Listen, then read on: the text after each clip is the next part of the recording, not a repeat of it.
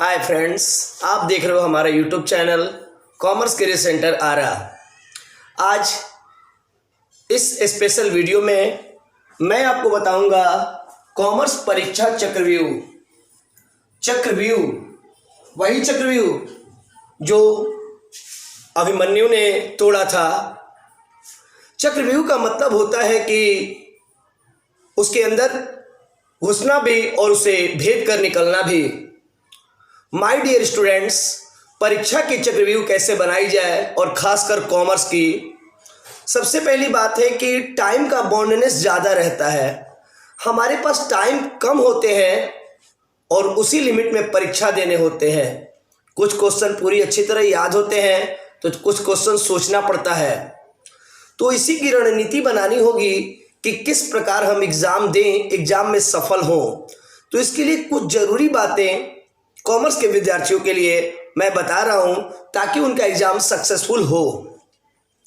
My dear students and friends, एक बात का ध्यान रखना होगा कि जब आप 12th पास हो जाते हैं तो ये नहीं देखा जाता है कि आपके मार्क्स पूरे कितने अच्छे हैं, लेकिन ये ज़रूर देखा जाएगा कि आपके मार्क्स अकाउंट्स में कितने हैं। 12th के बाद सबसे अच्छा अगर कोई विकल्प होगा पढ़ाई का तो वो होगा बीकॉम, और बीकॉम के लिए अच्छे मार्क्स लाना एकदम ज़रूरी है। अब तो बहुत सारे राज्यों में नामांकन के लिए, एडमिशन के लिए ऑनलाइन कर दिया गया है। तो ऑनलाइन में सिस्टम यही हो गया है, परसेंटेज अधिक तो कॉलेज अच्छा। तो my dear student and friends, आप इस बात को अच्छी तरह ध्यान में रखेंगे कि आपको एग्ज़ाम में अकाउंट्स में अधिक से अधिक अच्छे मार्क्स लाने होंगे। एग्जाम अकाउंट्स का कैसे अधिक अच्छा जाएगा इसके बारे में विचार करना होगा। तो इसके लिए क्या करना होगा, सबसे पहले आपको ये देखना होगा कि कुछ वर्षों से पैटर्न में काफ़ी चेंजिंग हुआ है। वस्तुनिष्ठ प्रश्न की संख्या बढ़ी है और इस कोरोना वायरस संकट काल में विद्यार्थियों को एक रिबेट मिला है कि अब 100 क्वेश्चन ऑब्जेक्टिव पूछे जाएंगे, जिसमें से 50 का ही आपको जवाब देना होगा। बहुत अच्छी बात है कि 100 क्वेश्चन में से 50 आपको चुनना होगा। जब ये 50 क्वेश्चन आप चुनेंगे तो एकदम अच्छी तरीके से जो आपको याद हो। एग्ज़ाम में एक बात और, कभी कभी ऐसा फील होता है कि ये ऑप्शन नहीं हो सकता, ये भी नहीं होगा। तो अक्सर क्वेश्चन जो तीर तुक्के की हो, मतलब जो पता ना लग पाए कि इसका क्या आंसर होगा, तो उसका आंसर इनमें सभी या इनमें से कोई नहीं, ऑल ऑफ दीज या नॉन ऑफ दीज हो सकता है। अगर आप श्योर नहीं है कि इसका आंसर क्या होगा तो अधिकांश क्वेश्चन के आंसर ऐसा ही हो सकता है, इनमें से कोई नहीं या इनमें से सभी। अगर ऐसा आप करते हैं तो अच्छे मार्क्स हो सकते हैं। तो सबसे ज़्यादा आपको ध्यान देना होगा ऑब्जेक्टिव क्वेश्चंस पे। ऑब्जेक्टिव क्वेश्चंस के लिए अगर आप अकाउंट्स की बात करते हैं, 12th की अच्छी तैयारी कर रहे हैं, तो SBPD पब्लिकेशन की जो आपको पतली बुक मिली होगी, यानी कि ऑब्जेक्टिव की स्पेशल बुक, चैप्टर वाइज उसकी अच्छी तरह तैयारी कर लें।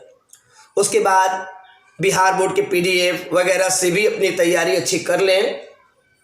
बट सबसे ज़्यादा अच्छा तैयारी होगा वही SBPD की पतली वाली बुक, जिससे आप अच्छी तरह तैयारी कर सकते हो। उसमें सभी क्वेश्चंस चैप्टर वाइज दिए हुए हैं।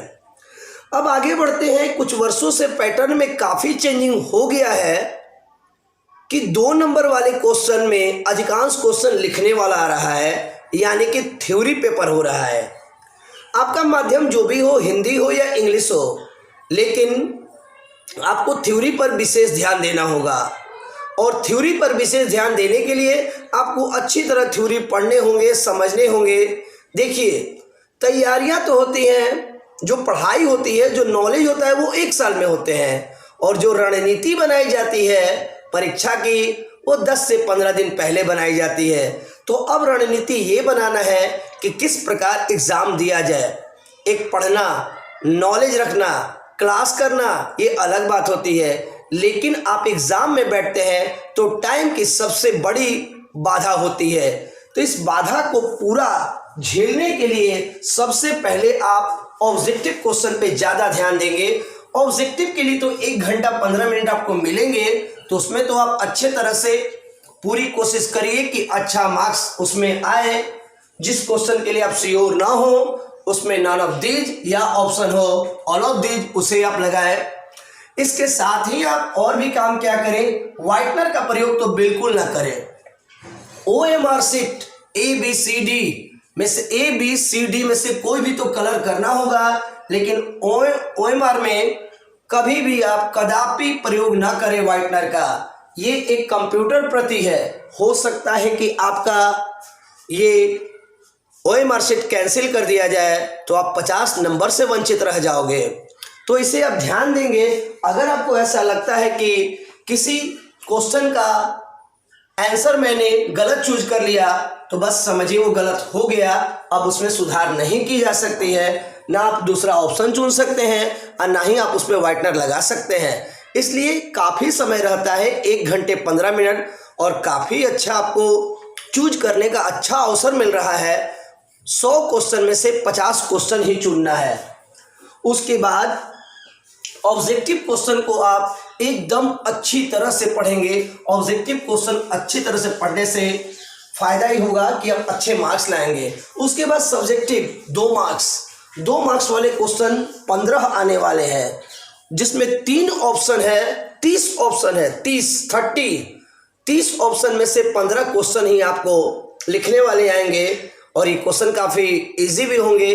तो माय डियर स्टूडेंट्स, आप सारे सब्जेक्ट में, यानी कि कॉमर्स के सब्जेक्ट एंटरप्रेन्योरशिप, इकोनॉमिक्स और BST सब में याद करना अच्छी तरह शुरू कर दें, क्योंकि लिखने वाले क्वेश्चन अधिक होंगे, अकाउंट्स में भी अधिक होंगे।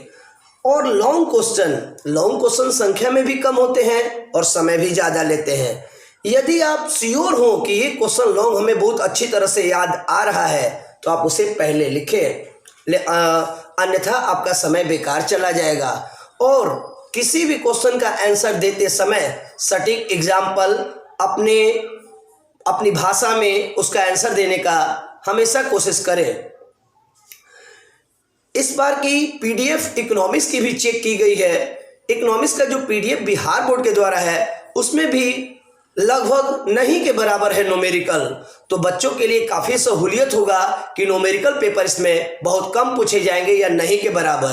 तो बेहतर होगा कि आप अच्छी तरह से क्वेश्चन आंसर पे ध्यान दें और ऑब्जेक्टिव पे अधिक से अधिक ध्यान दें। तो इसके साथ एंटरप्रेन्योरशिप में आपको 30 मार्क्स के जो भी मार्क्स आपको मिले, 24, 25, 26 जो भी मिले, वो तो आपके कॉलेज के द्वारा मिलने वाले हैं। तो अब आपको एंटरप्रेन्योरशिप में भी अच्छा ध्यान देना होगा, अच्छे मार्क्स आ सकते हैं। मैं अपनी बात एक बार फिर दोहरा रहा हूँ कि आपको अकाउंट्स में अच्छे मार्क्स लाने होंगे। अकाउंट्स का अच्छा मार्क्स ही आपके करियर को आगे की ओर ले जाएगा, आपके करियर बन सकते हैं। BCom is the best course. आप आगे किसी भी कोर्स के लिए अप्लाई करते हैं तो बीकॉम के बाद सारे आपके दरवाजे खुले हुए हैं, इसलिए अच्छे मार्क्स लाना बहुत ज़रूरी होगा। एक बात और, अकाउंट्स के विद्यार्थियों के लिए, अकाउंट्स के विद्यार्थी अधिकांश डे में रेड और ब्लू पेन का इस्तेमाल करते हैं। नो, नेवर, आपको पेन इस्तेमाल करना है ब्लू और ब्लैक। लाइनिंग के लिए ब्लैक और लिखने के लिए ब्लू पेन का इस्तेमाल करना होगा। हेडिंग के लिए ब्लैक पेन का इस्तेमाल करना होगा। तो अब मैं अपनी बातों को समरी में आपको बताना ये चाहूँगा, जिसमें आप पॉइंट आउट करेंगे कि सर ने क्या बताया। सबसे पहले ऑब्जेक्टिव पे खूब ध्यान दें। जिस ऑब्जेक्टिव का आंसर आपको नहीं मालूम है तो उसे तीर तुक्के पर आप इनमें सभी या इनमें से कोई नहीं लगा सकते हो। और उसके बाद 2 नंबर वाले क्वेश्चन पे विशेष ध्यान देना होगा, क्योंकि जब आपका ये पहला पेपर ले लिया जाएगा ऑब्जेक्टिव, OMR शीट लेने के बाद ही, OMR शीट के बाद ही इसकी बारी आती है, तो आप अच्छी तरह इसके लिखिएगा। इसमें क्वेश्चन आंसर आपको 15 का आंसर देना होगा, और उसके बाद ही आप लॉन्ग क्वेश्चन में काम लगाएंगे। और लॉन्ग क्वेश्चन में भी यदि आप श्योर हो कि हमसे प्रैक्टिकल बन जा रहा है, तब प्रैक्टिकल बनाएं, अन्यथा थ्योरी लिखे, अपनी भाषा में लिखे, एग्जाम्पल देकर लिखे। BST की भी तैयारी, हाँ एक चीज और बताना चाहूँगा, BST के अधिकांश चैप्टर आपको एंटरप्रेन्योरशिप से मिलते जुलते हैं। पैकेजिंग, लेबलिंग, ब्रांडिंग, एडवर्टाइजिंग और उसके बाद मार्केटिंग वगैरह सब मिलता जुलता है। तो इसलिए अगर आप बीएसटी की अच्छी तैयारी करते हो तो समझिए कि आपका एंटरप्रेन्योरशिप की भी तैयारी उसमें 25% हो जाता है। तो एग्ज़ाम को ध्यान में रखकर आपका एग्ज़ाम जो अकाउंट्स का है वो काफ़ी गैपिंग हो रहा है, लगभग 5 से 6 दिन गैपिंग हो रहा है। तो बेहतर होगा कि आप अकाउंट्स की तैयारी एकदम बम्पर करें, अच्छे मार्क्स लाएं, अच्छे कॉलेज पाएँ, बीकॉम मिले, करियर बनता रहे। तो इस तरीके से अब समझिए कि आपके एग्ज़ाम अच्छे जाएंगे। यदि आपको ऐसा कहीं लगता है कि कहीं डाउट्स है, सर से कोई क्वेश्चन करना है, तो आप हमें कॉल कर ले या कमेंट्स करें, तो मैं उसका आंसर देने की पूरी कोशिश करूंगा। माय डियर स्टूडेंट्स, हमारा आशीर्वाद आपके साथ है कि आपके एग्ज़ाम अच्छे जाएं। तो इस तरीके से मैं इस वीडियो से विदा लेता हूं और कॉमर्स परीक्षा इंटरव्यू में आपको ध्यान देना होगा ताकि आप इस चक्रव्यूह को अच्छी तरह भेज सके, अच्छी तरह निकल सके। अधूरा ज्ञान होने के कारण वीर गति को प्राप्त हुआ अभिमन्यु, लेकिन आपको पूरी जानकारी के साथ जाना है ताकि आप उसे अच्छी तरह भेदे, अच्छी तरह निकले, परीक्षा के सारे प्रॉब्लम्स को समझे, अच्छी तरह आप एग्जाम देके निकले और अच्छे रिजल्ट की संभावनाएं रखें। तो इसी के साथ विदा लेता हूं। जय हिंद।